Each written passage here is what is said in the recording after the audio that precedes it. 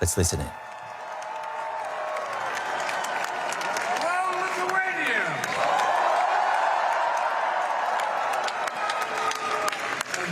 Say, God love you, no seats, holy mackerel. It's good to be back in Vilnius, a nation and a region that knows better than anyone the transformational power of freedom. You know, it showed the world that the strength of a people united cannot be denied. And together with your brothers and sisters in Estonia and Latvia, you helped end the era of division through the power of connection. The Baltic Way, not the Berlin Wall, became the symbol for Europe's future. And later, when the Soviet tanks sought once more to deny your independence, the people of Vilnius said no, no, no, no. And in January of 1991, tens of thousands of citizens, unarmed and unyielding, came for their own accord, standing as one to protect the TV tower, to shield the Supreme Council and defend freedom. 14 heroes tragically lost their lives. Hundreds were wounded. But the whole world saw that decades of oppression had done nothing to dim the flame of liberty in this country. I mean it. It's consequential. The light of Lithuania. You kept it strong, you kept it bright, and you kept the light shining. Here in Vilnius and in Washington, D.C., where the yellow, green, and red of your flag flew every day, this past year, we've celebrated 100 years of unbroken diplomatic relationship between the United States and the Baltic states. America never recognized the Soviet occupation of the Baltic. Never, never, never. Stand up.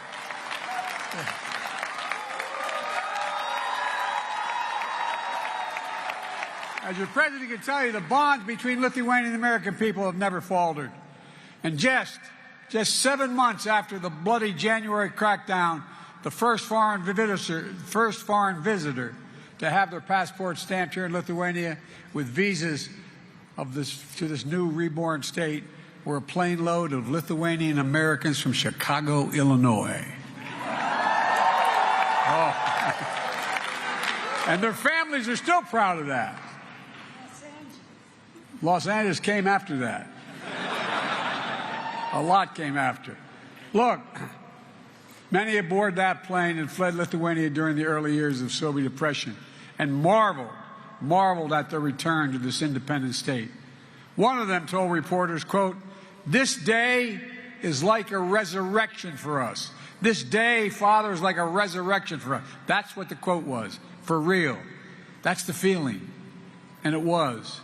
A resurrection that quickly became a revelation. And a nation which stands today as a stronghold of liberty and opportunity.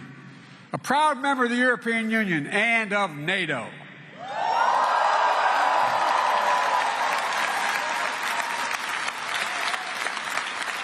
I had the great honor as United States Senator of championing Lithuania and other Baltic states to join NATO in 2004. Wasn't I brilliant doing that? But all kidding aside, think about how it's changed things. Think about what's happened. Now, over the last few days, as President of the United States, I had the honor of participating in an historic NATO summit hosted by Lithuania, where we welcomed NATO's newest ally, Finland, and reached agreement to bring Sweden into the alliance as soon as possible.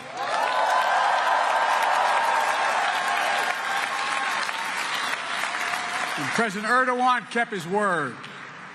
We've witnessed your historic journey, and I'm proud to call Lithuania friend, partner, and ally. Ally, ally.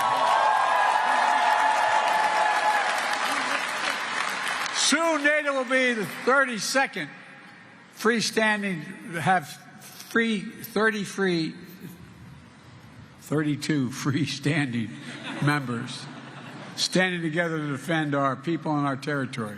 Beyond all the rest, bound by democratic values to make us strong, and by our sacred oath that it is a sacred oath.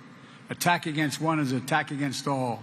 because each member of NATO knows that the strength of our people and the power of our unity cannot be denied.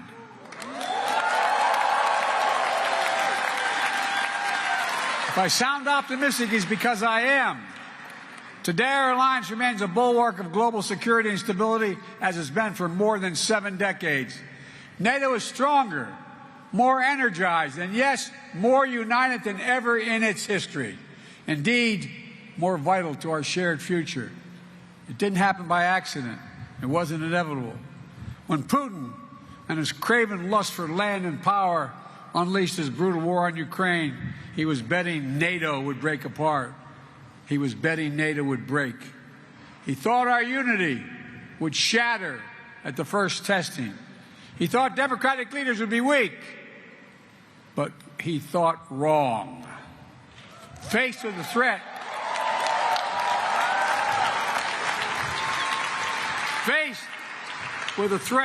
the peace and stability of the world, to democratic values we hold dear, to freedom itself, we did what we always do. The United States stepped up, NATO stepped up, our partners in Europe and in the Indo-Pacific stepped up. All across the world they stepped up. And we're ready. We were ready because we stood together. In the months leading up to the war, as Putin amassed his forces on the Ukrainian border and laid the groundwork for his brutal invasion, I was in constant contact with my fellow leaders of the G7 and the European Union and NATO, constantly. We warned the world what Putin was planning. Even some in Ukraine didn't believe what we had our intelligence community found. We made sure NATO was prepared to deter any aggression against any member state. We pursued intense diplomacy with Russia, seeking to avert this terrible war. And when Russian bombs began to fall, we did not hesitate to act. We rallied the world to support the brave people of Ukraine as they defend their liberty and their sovereignty with incredible dignity. I mean that from the bottom of my heart. Think about it. Think about what they're doing. After nearly a year and a half of Russia's forces committing terrible atrocities, including crimes against humanity, the people of Ukraine remain unbroken. Unbroken. Ukraine remains independent. It remains free. And the United States has built a coalition of more than 50 nations to make sure Ukraine defends itself both now and is able to do it in the future as well. Since this war began, I've stood with President Zelensky, as I just spent about an hour with him, both in Washington, in Kyiv, in Hiroshima, and now in Vilnius, to declare to the world what I say again: we will not waver. We will not waver. I mean that. Our commitment to Ukraine will not weaken. We will stand for liberty and freedom today, tomorrow, and for as long as it takes.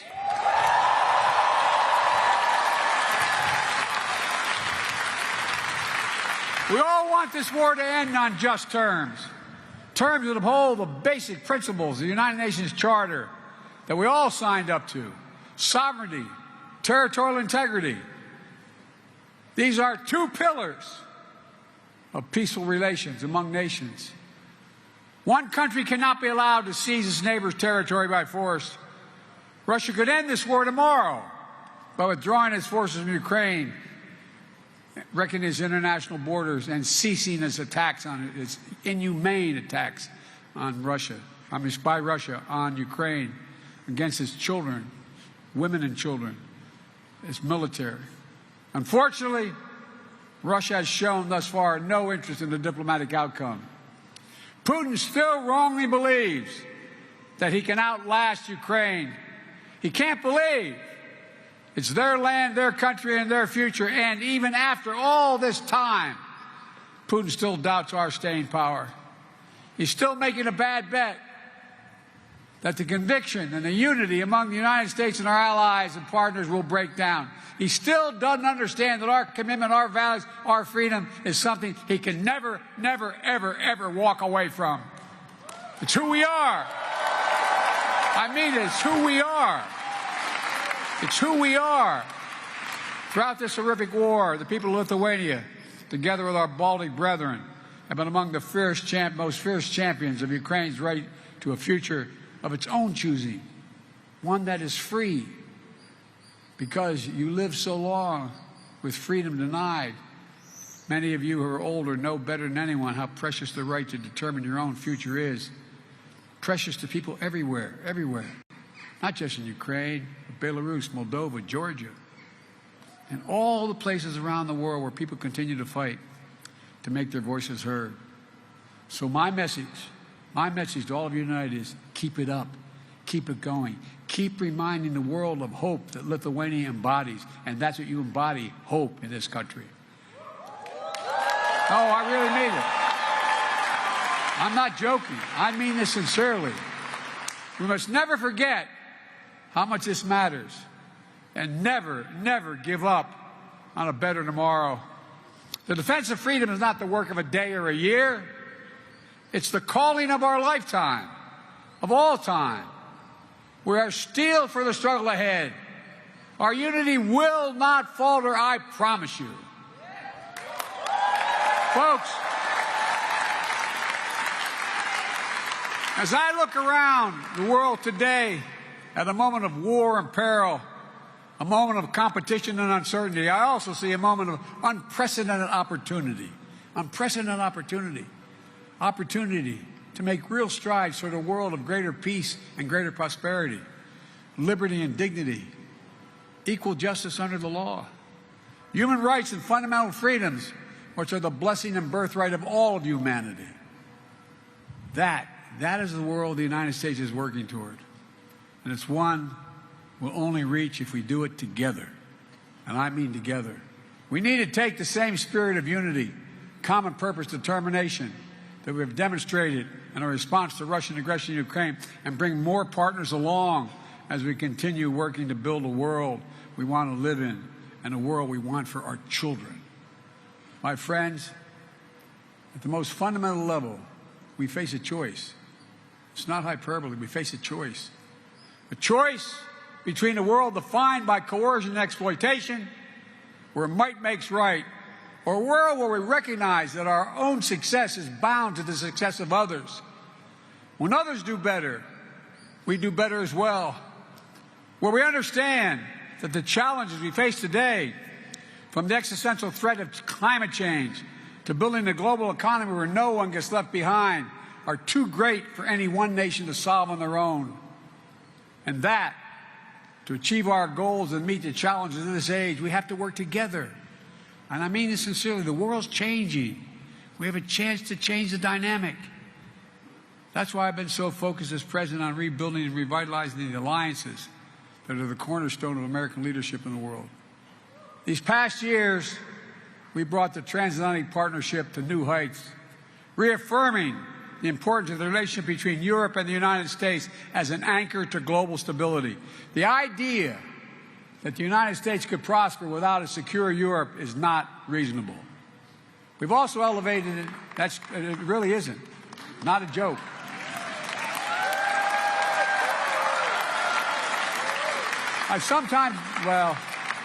We also elevated and deepened American alliance in the Indo-Pacific with Japan, the Republic of Korea, Australia, the Philippines, which provide critical security and deterrence in that vital region of the world. Through our Quad partnership, it's a fancy way of saying our partnership with Australia, India, Japan, and the United States, we're bringing major democracies of the region together to cooperate, keeping the Indo-Pacific free and open, prosperous, and secure. We've demonstrated during this NATO summit, with Indo-Pacific partners joining us for the second year in a row. We're working to deepen connections between the Atlantic and Pacific democracies so that we can better work together toward the shared values we all seek. Strong alliances, versatile partnerships, common purpose, collective action to meet our shared challenges. The world has shrunk. That's how we build a future to see, but we share and know we share challenges and work together. We have to step up together, building the broadest and deepest coalition to strengthen and defend the basic rules of the road, to preserve all the extraordinary benefits that stem from the international system grounded in the rule of law. We have to come together to protect rights and freedoms, to underwrite the flow of ideas and commerce, and which have enabled decades of global growth. Yes, territorial integrity and sovereignty, but also principles like freedom of navigation and overflight, keeping our shared seas and skies open so that every nation has equal access to our global common space. And as we continue to explore this age of new possibilities, an age enabled by rapid advances in innovation, we have to stand together to ensure that the common spaces of our future reflect our highest aspirations for ourselves and for others. As my dad would say, that everybody is treated with some dignity. So that artificial intelligence, engineering, biology, and other engineering emerging technologies are not made into weapons of oppression, but rather used as tools of opportunity.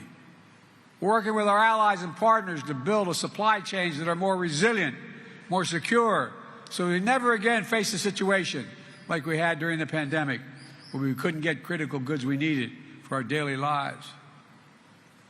You know, we all must summon the common will to actually address the existential threat of accelerating climate change. It's real. It's serious. We don't have a lot of time. It is the single greatest threat to humanity. It's only by working together that will prevent the worst consequences of climate change from ravaging our future and that of our children and grandchildren.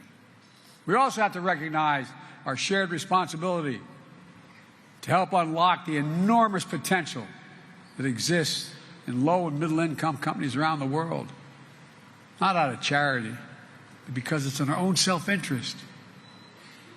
We all benefit when more partners stand together working towards shared goals. We all benefit when people are healthier and more prosperous. And that's not, again, hyperbole, it's true. We all benefit when more entrepreneurs and innovators are able to pursue their dreams for a better tomorrow. You know, so we need to update our tool set to better address the needs of today in this interconnected world. A world where climate disasters, pandemics, conflicts, spill over borders, make it harder to address the challenges of poverty and instability that hold so many people back. That's why the United States is leading an effort to transform the multilateral development banks, like the World Bank, help them better address the global challenges while enhancing their core mission of reducing poverty and boost shared prosperity. We're all working together with our partners in the G7 to address the enormous needs for high-standard infrastructure around the world, especially in low- and middle-income countries in Africa, Latin America, and Southeast Asia. It's a statement about the world we want to build together. Ladies and gentlemen, we stand at an inflection point in history, where the choices we make now are going to shape the direction of our world for decades to come. The world has changed. Will we turn back naked, unchecked aggression today to deter other world would-be aggressors tomorrow? Will we staunch the climate crisis before it's too late? Will we harness the new technologies to advance freedom, or will we diminish it? Will we advance opportunity in more places or allow instability and inequality to persist? How we answer these essential questions is literally going to determine the kind of future our children and grandchildren have. And again, that's not an exaggeration. It's a fact. It's going to take all of us. All of us. I believe that with ambition, with confidence in ourselves and one another, with nations working together for common cause, we can answer these questions. We can ensure the vision we share and the freedoms we cherish are not just empty words in a troubled time, but a roadmap. I mean this literally, a roadmap, a plan of urgent action toward a future we can reach, and we'll reach if we work together. Folks, the road that lies before us is hard. It will challenge us, summon the best of ourselves, to hold faith in one another, and never give up, never lose hope, never. Every day we have to make the choice. Every day we must summon the strength to stand for what is right, to stand for what is true, to stand for freedom, to stand together. And that, my friends, is the lesson we learn from history and the history of Lithuania's story. You know, it's a lesson we see demonstrated each day, and it will determine what Ukraine looks like. And it's how we're going to work, how we rewrite the future of peace and hope, justice and light, liberty, possibilities for everyone, everywhere. Folks, some have heard me say to my country many times, never, ever in my entire career been more optimistic about the prospects of the future. Never. So let me just say thank you for taking the time to be here to listen. God bless you all, and may God protect the freedoms of the protectors of freedom in Ukraine, here, in every nation in the world, everywhere. God protect our troops. Thank you.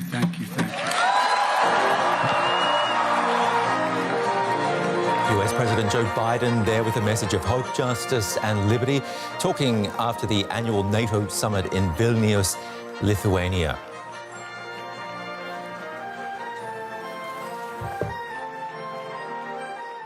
And let's go over to Vilnius, where our Brussels chief is standing by, Alexandra van Namen. We've also got our chief international editor with me here in the studio, Richard Walker, to take us through the day's events. A very long speech, but let's work out whether or not there was some meat to the bones of that one from Joe Biden. Alexandra, starting with you, what were your impressions from Biden's speech?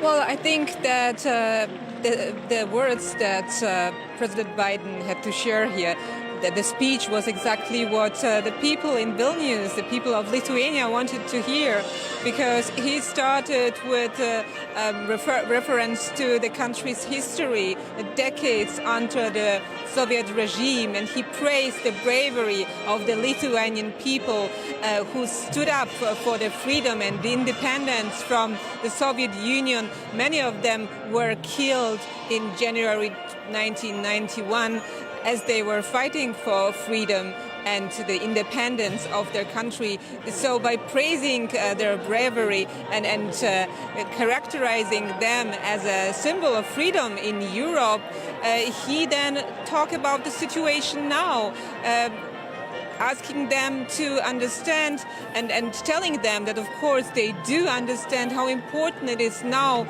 for Ukraine to fight for their freedom and independence. Yes, Alexandra, definitely an important speech for the people of Vilnius. But of course, there's another country listening in closely, Richard, Ukraine. What about Ukrainians? What was there for them? What sort of hope did the US president have for them as far as NATO membership goes? Well, yeah, and obviously Biden drawing implicit parallels between the situation in Lithuania, which was under Soviet occupation for so long, and the situation now in Ukraine. I guess the kind of a couple of underlying messages coming from Biden, one of which is that, and this is a message that we hear over and over again in many, many different contexts, but really trying to kind of drive home, we're in this for the long haul. You know, we're not going to kind of drop you.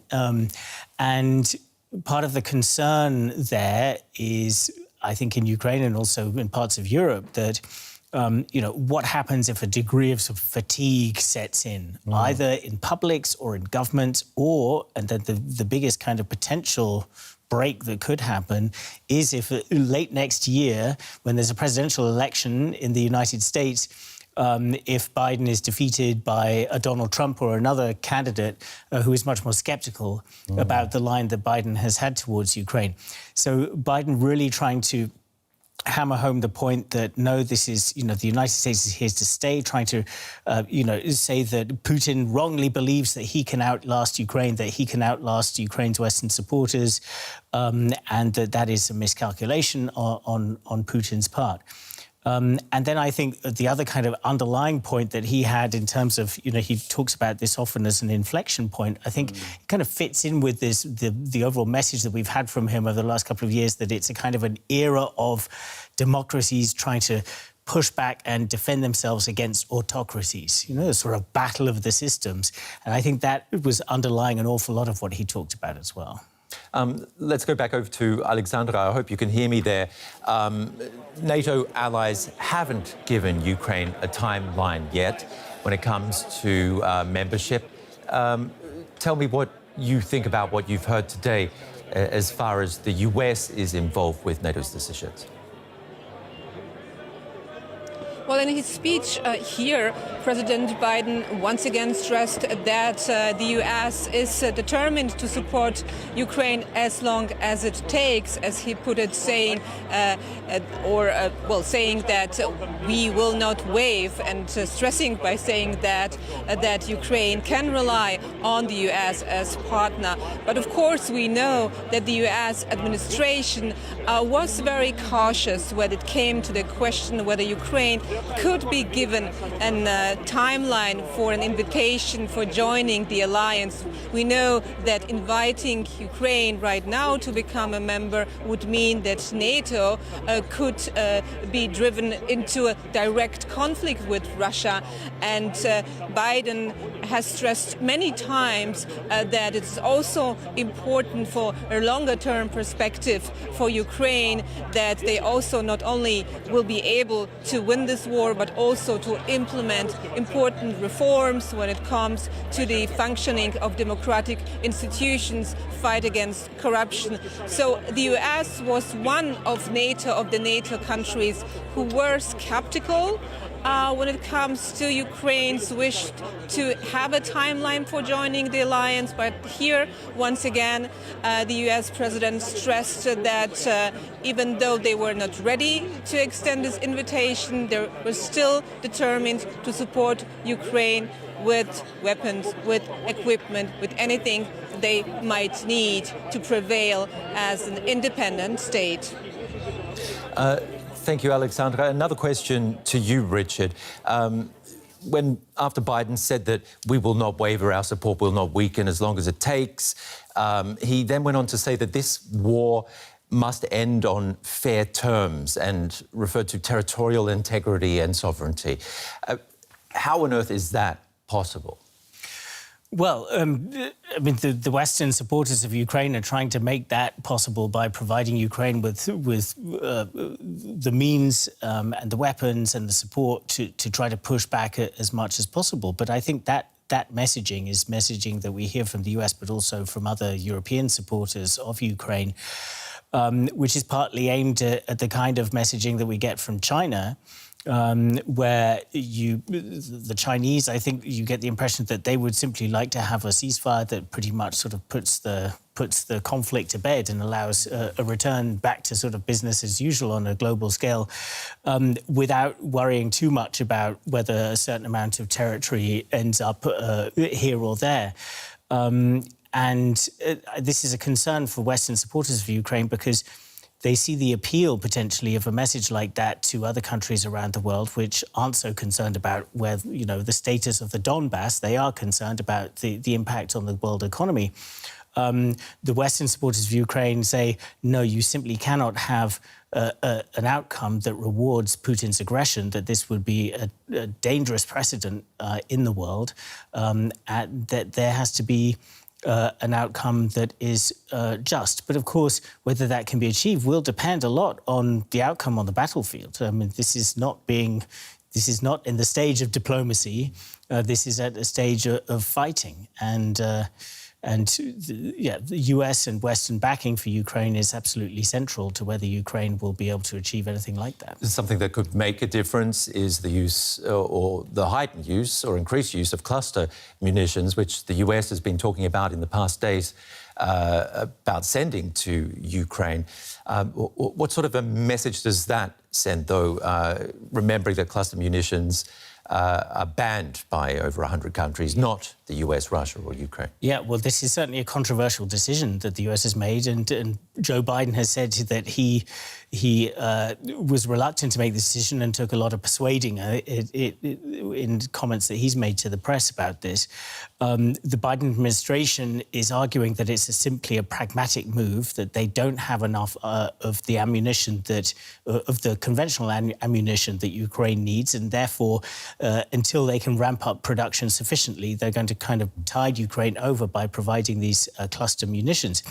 but it certainly undermines the image of this as a sort of good versus evil battle, because these are weapons that are so condemned by humanity that, as you say, more than half of the countries in the world have banned them. So I think this is certainly something that is controversial and, yeah, is certainly not great for the image of either Ukraine or the United States, and will be looked upon in many parts of the world as a rather cynical move. Mm-hmm. But the US simply saying, OK, we have to, it's the reality.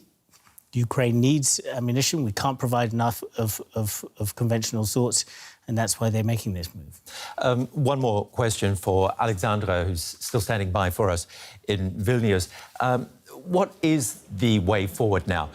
NATO having held its annual meeting, Biden giving his message of hope, but still very vague roadmap, I guess, or a lack of a roadmap when it comes to Ukraine's future.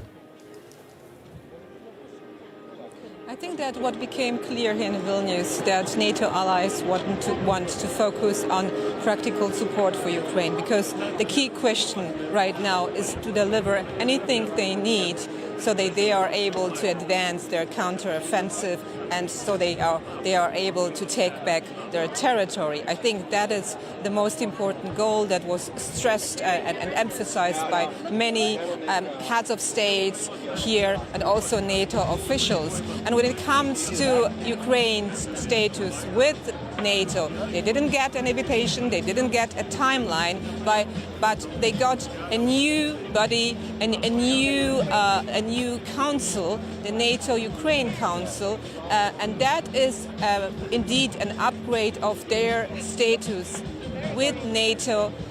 That is a body where they can sit with all the allies as an equal partner.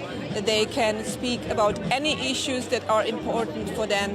And this is also the place where the foreign ministers of NATO countries will be taking stock of the kind of reforms that Ukraine still needs to implement to one day become a member of the alliance once the war is over. Okay, so some progress on that front.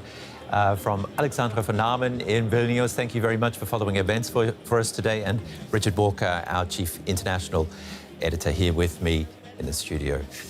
Well, let's take you over now to our Washington correspondent, Michaela Köfner, who's been listening in to Biden's speech. What did you make of his remarks?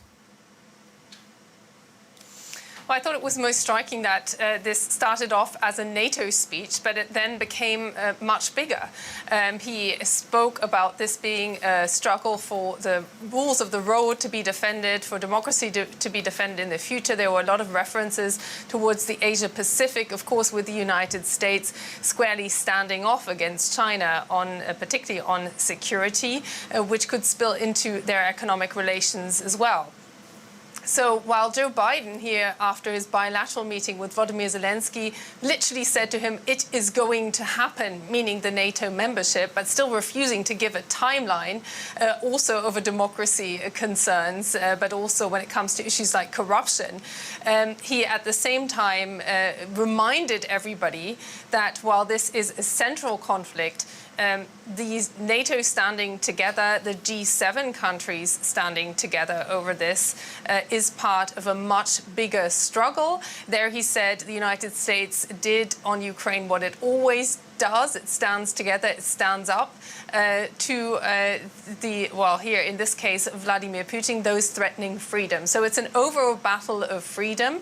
At the same time, he also heard from Volodymyr Zelensky just a few hours before that speech, Volodymyr Zelensky actually thanking the United States. He clearly took the reminder by Jake Sullivan, the National Security Coordinator, that the American people had stood up and that they deserve an amount of gratitude. And that's more than a hint towards the United States, yes, having committed through Joe Biden to stick through this with Ukraine for as long as it takes. Yes, Joe Biden having said that membership of NATO will eventually happen, but at the same time, that backup not to be taken for granted at all, particularly with a view of 2024 and those presidential elections here in the United States, which could see the Republicans, potentially Donald Trump, return.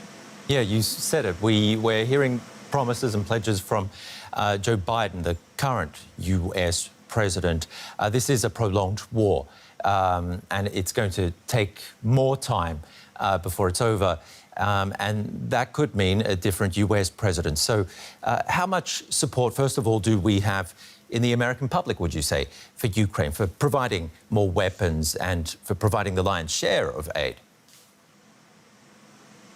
Well, the polling shows actually throughout that about 2/3 of Americans are firmly behind support for Ukraine. Having said that, it wouldn't be the United States if there weren't differences between Republicans and Democrats. And in the Republican camp, we have seen on the question of whether too much is being done, we're seeing a rise there. Almost half of Republicans, between 44 and 49%, depending on which polling you believe, say that they feel that the support is too much. Just as a reminder, it's more than $46 billion that have gone into military support. Overall, with humanitarian assistance, it's more than $75 billion that have been spent on Ukraine in just over a year of this conflict. Now, it's safe to say that these levels of support are pretty safe leading up to the US elections come the end of 2024. But anything beyond that means this could be thrown into question. And quite clearly, this is something that Vladimir Putin has his eye firmly on, that there could be a change, there could be a disruption that could play in his direction. But that's the fully open question here. What will happen on the ground? What will happen in the battlefield up until then? Yeah, the pressure is certainly going to be on, especially after the elections. But will the pressure, I guess, then be, and the onus be on the EU and its support of Ukraine? Well, that certainly is the expectation, but I think we have just seen a reminder where the power really lies. For instance, in persuading Turkey to actually give the green light for Swedish membership of NATO, it took a conversation by Joe Biden and it took a pledge of F-16s. That's what we're hearing here. So the power still rests there. So the EU has a long way to go to actually prove that it can handle its own security and that it has the political clout it takes to make security policy a reality here, also in its own backyard. Our Washington correspondent, Michaela Kufner, thank you very much for your take. And a quick reminder of our top story. US President Joe Biden has said NATO is stronger and more united than ever at the close of the alliance's annual summit, speaking in Vilnius. I'm Ben Fazul, and thank you very much for joining us here on DW News.